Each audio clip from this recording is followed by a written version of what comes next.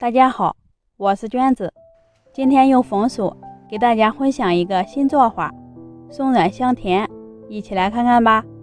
先将红薯削掉外皮，我选用的是黄心红薯，这种红薯吃着沙面甘甜。洗净以后切成片状，装入盘里，凉水上锅，水开后计时，蒸上20分钟。蒸好的红薯用筷子轻易就能夹烂，倒在盆里，加入白糖，不喜欢吃太甜的话也可以不放，用擀面杖捣成红薯泥，看不到颗粒状就可以了。在里面打入2个鸡蛋，加入3颗酵母粉，充分搅拌均匀。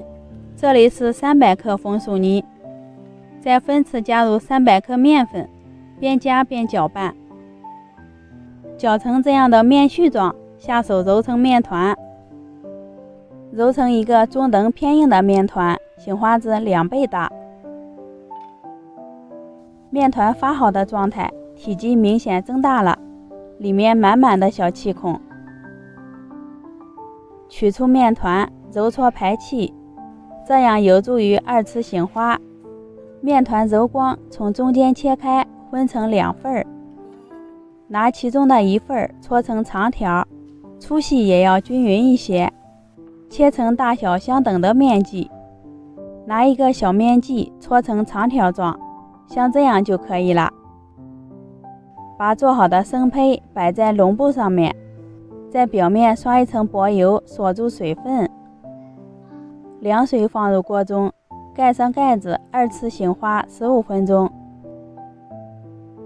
时间到看一下，体积都明显变大，摸着轻飘飘的就醒好了。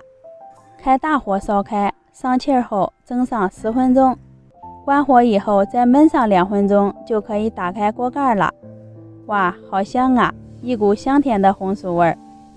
红薯发面条就做好啦，看一下特别暄软，里面的组织也很细腻。小孩子吃的话可以蘸上番茄酱，酸酸甜甜的，可好吃了。做法比馒头花卷还简单。正是红薯上市的季节，不妨试试这个新做法。谢谢你的观看，我们下期见。